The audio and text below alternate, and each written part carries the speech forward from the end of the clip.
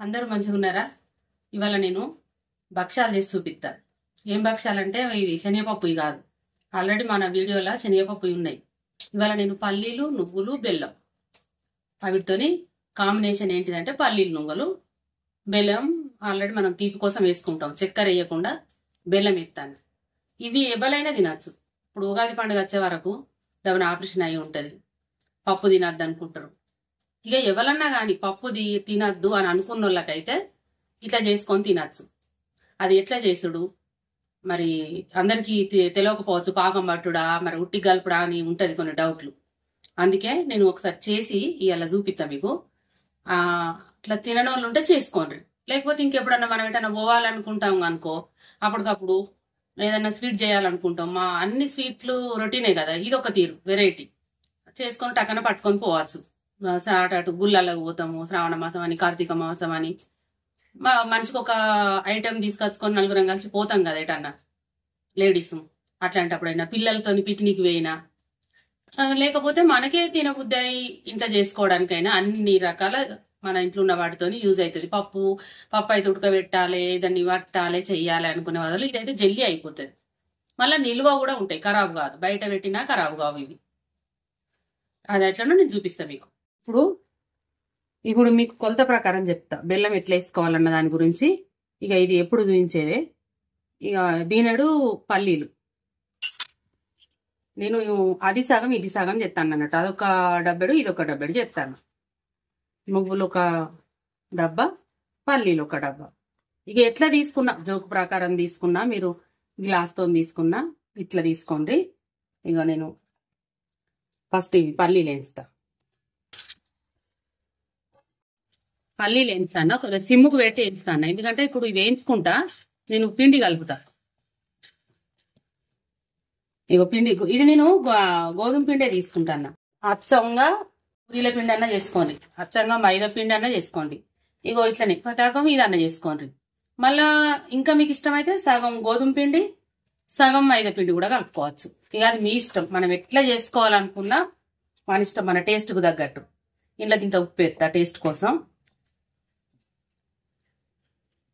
ఇంత తీస్తాను. కొద్దిగా నూనె పోస్తా.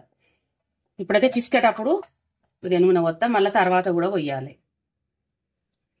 మంచిగా ముదువుగా వస్తుంది మనం ముద్ద తీసుకుతా అంటే. ఎంత పోసినా ఏం కాదు, దీనికి ఏముంది పిండికి. ఇంతంత ఎక్కువ అవుతుంది గంతెందుకు అని అనుకోవడానికి ఏం లేదు. పూరికి పట్టుకొనే ఉంటుంది కదా, మనం పూరి వేసి అందులో పూర్ణం పెడతాం కదా. ఒకసారి నేను అవి వేయించుకుంటా, పిండి కలుపుతా. మనం ఒక్కలో ఉంటే కూడా ఓసేత ఓపాని చేసుకోవచ్చు సిమ్లో పెట్టి. ఇక ఇప్పుడు ఇట్లా వేయించుకుంటానైనా ఇక్కడ పెట్టుకొని మనం ఎన్నన్న పనులు చేసుకోవచ్చు. రెండు చేతులు ఉన్నాయి కదా మనకు, ఇంకో చెయ్యి మంచిగానే ఉంది కదా, కలుపుకుంటా ఇట్లా చేసుకోవచ్చు. టైం మనకు ఆదా అవుతుంది, తొందరగా అవుతుంది. ఇక నిదానంగా చెయ్యాలంటే ఏడవుతుంది, గంటకో పని అవుతుంది, పొద్దుగూపుతుంది, టైంకి అందియలేము. పిండి నేను ఎట్లా తీసుకుడో మీకు మొత్తం అయినాక నేను చూపిస్తా. ఇక పల్లీలకి ఇట్లా వేయించుకోవాలి మంచిగా లోపల దాకా. ఇక నలిస్తే కూడా పొట్టు వేయినాక మన పల్లి గింజ అట్లా కనబడాలి, టేస్ట్ మంచిగా ఉంటాయి. ఇక ఇప్పుడు స్టవ్ బంద్ చేస్తాను. పిండి ఇక ఇట్లా విసుకోవాలి. ఇప్పుడు నూనె పోస్తే నున్నగా అవుతుంది. నూనె పోసి చూపిస్తా మీకు. భక్షాలకు ఇక ఎప్పుడైనా మీరు గిట్లనే పిండి విసుకోవాలి.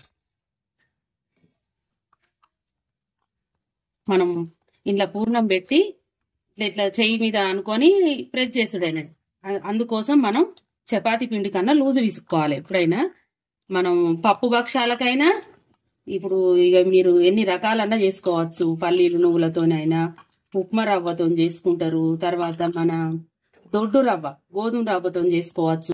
ఇక నేను చూసిన క్యారెట్ పెట్టి కూడా భక్షాల లెక్క చేసుకుంటారు. తినబుద్ధి అయితే ఎట్లయితే అట్లా మూత పెట్టి ఒక అరగంట సేపు నాననియాలి. ఈ పల్లీలు నువ్వులు వేయించి చల్లగాయి బెల్లం వేసి పట్టే వరకు ఇది నానుతుంది. మూత పెట్టి పక్కకు పెడతాను. ఇక నువ్వులు వేస్తాను. నువ్వులు కూడా మంచిగా చిన్న మంట మీదనే వేయించుకోవాలి. ఇప్పుడు నేను వేటు ప్రకారం మీకు చెప్పాలంటే ఇవి 125 గ్రాములు, ఇవి 125 గ్రాములు. ఇక కొలతలతో తీసుకోవాలనుకుంటే మన ఇష్టం, దేనితోనైనా ఈక్వల్ గా తీసుకోండి, లేకపోతే పతాకం ఒక తీరే తీసుకోండి. నేను చూపించడం అయితే అట్లా చూపిస్తాను. బెల్లం ఎట్లేసుడు అనేది మీకు చెప్తే మీకే ఐడియా వస్తుంది. ఒక తీరు చేసుకున్నా కలిపి చేసుకున్నా మీరు బెల్లం అట్లా వేసుకుంటే అయిపోతుంది. నువ్వులు మంచిగా వేయించి దించేటప్పుడు ఎట్లా వేయించినో మీకు చూపెడతా. నువ్వులు వేయించుడు అయితే అయినాయి, ఇగో ఇట్లా వేయించుకోవాలి.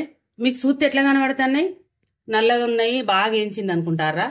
కాదు, ఇగో ఇవి కలరే, ఇవి వేయించని నువ్వులు, ఈ కలరే ఇట్లున్నాయి, తెల్ల నువ్వులు కాదు, కొద్దిగా వేరే కలర్లోనే ఉన్నాయి. మనకి ఎట్లా తెలవాలి ఇసుంటి అని అనుకున్నప్పుడు ఇగో నోట్లు వేసుకొని చూడు. నోట్లు వేసుకుంటే పొరపారు అన్నాయి, ఇట్లా అయితే మంచిగా వేగినట్టే. ఇట్లా ఇట్లా సుంచితే కూడా పిండి అవుతుంది. ఇది ఇప్పుడు బంద్ చేస్తాను స్టవ్. చల్లగా కావాలి, వేడి మీద పడితే ముద్ద అవుతుంది. పల్లీలు చల్లగైనాయి, ఇట్లా పొట్టు తీసుకొచ్చిన కొంచెం మక్కలు చేసిన అక్కడక్కడ వేయింది, పోలేదు, ఏం కాదు. ఇట్లున్నా నువ్వులు చల్లగైనాయి. ఇక మీకు బెల్లం చెప్పాలి కదా, ఇప్పుడు పల్లీలు 1 కప్పు, నువ్వులు 1 కప్పు తీసుకున్నా. ఇక ఇప్పుడు బెల్లం కూడా నిండుగా 1 కప్పు తీసుకున్నా. వెయిట్ ప్రకారం చెప్పాలంటే ఇవి పల్లీలు నువ్వులు కలిపి 250 గ్రామ్స్, ఇవి మాత్రం 160 గ్రామ్స్. పల్లీలు మిక్సీ పడతా, కొంచెం కచ్చపచ్చ ఉంటే కొద్దిగా మంచిగా ఉంటుంది, కొంచెమే కచ్చపచ్చ. మళ్ళీ మనం బెల్లం వేసి మళ్ళీ ఒకసారి తిప్పాలి కదా, దాన్ని చూసుకొని పట్టుకుంది. ఒక చల్లగా అయితే అట్లా పొడి పొడి వస్తుంది, పల్లీలు చల్లగా అయితే. నువ్వులు మిక్సీ పడతాను. అయితే బెల్లము కొంతమంది ఈక్వల్ వేసుకుంటారు, 1/2 కిలో పల్లీలైనా నువ్వులైనా తీసుకుంటే మాత్రం 1/2 కిలో బెల్లం కూడా తీసుకుంటారు, కానీ బాగా స్వీట్ అవుతుంది. ఇప్పుడు ఇట్లా అయితే మంచిగానే ఉన్నది, నేను చేసిన కాబట్టి మీకు అట్లనే చూపిస్తాను. ఇక ఇప్పుడు రెండింటిని కలగలుపుతాను. కలగలిపి ఇప్పుడు మనం అది కరిజలకు చేసుకుంటాం కదా, ఇక అట్లనే మళ్ళీ బెల్లం వేసి పడతా, 2 వాయిలు పడతా. బెల్లం ఇట్లా చిన్న చిన్న కడి చేసుకుంటే తొందరగా మెదుగుతుంది మిక్సీలో. మనకు పప్పు భక్షాల లెక్క మెత్తగా ముద్ద రావాలి కదా, ఇగో అదే మొదల ఇంత మెత్తగా పట్టినాం అనుకో, బెల్లం వేసినప్పుడు మనకి ఇట్లా మెదగది.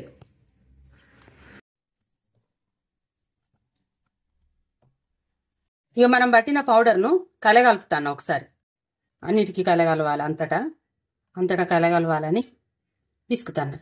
ఇలాచి పౌడర్ ఎత్తాను. ఇక ఇప్పుడు నేను భక్షాలు చేసి చూపిస్తా మీకు. పిండి నాన్నాక ఇట్లా అయింది, ఇట్లా రావాలి, ఇట్లా సాగాలి.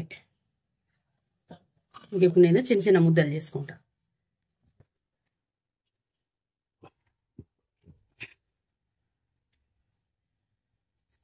ఇట్లా కొన్ని చేసుకొని ఉంచుకుంటా.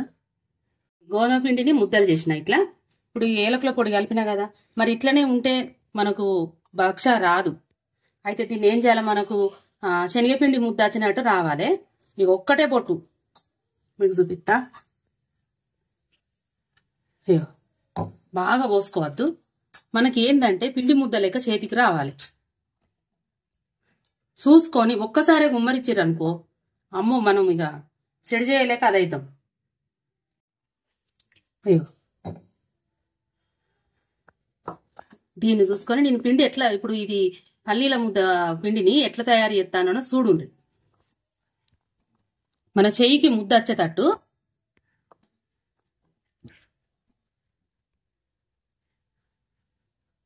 ఇంకో కొద్దిగా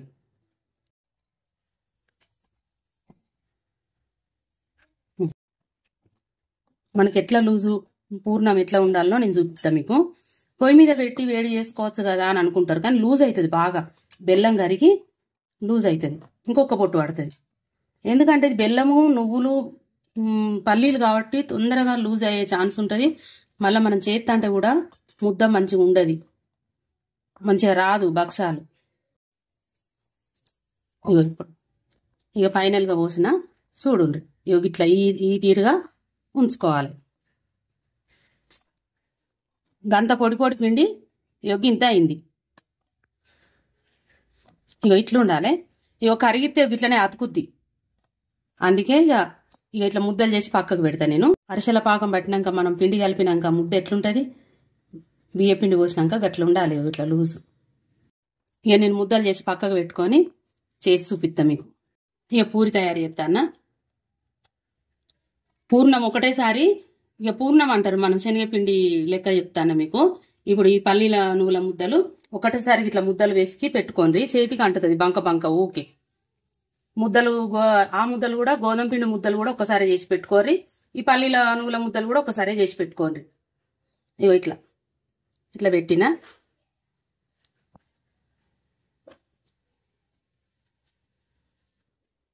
అయితే నీళ్లు పోతే ఖరాబ్ అవుతుందా అని మీకు డౌట్ రావచ్చు. ఏం ఖరాబ్ కాదు, మంచిగానే ఉంటాయి. ఇట్లా అనుకొని బక్స చేస్తా. ఇక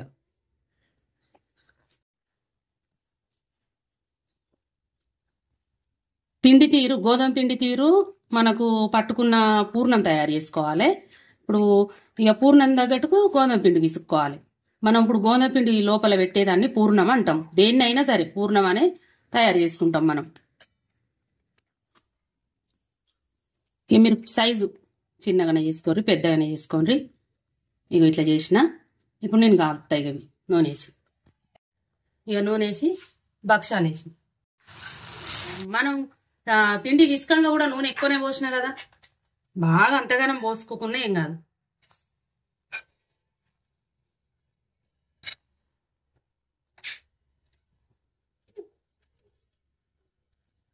కొంచెం కాలండి, అతుకుతుంది, జిగురు ఉంటుంది. బెల్లం కదా, బెల్లం ఉన్న పల్లీలు నువ్వులు కదా, జల్లి పెట్టి ఇట్లా బాగా మంట పెట్టి తీసారు, అంతా అతికిపోతుంది పేనానికి.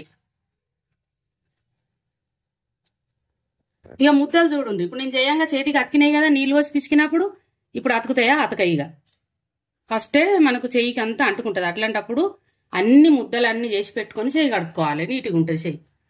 ఇక తీసి మరలేస్తానా, ఒక్క నిమిషం పాటు ఆగి.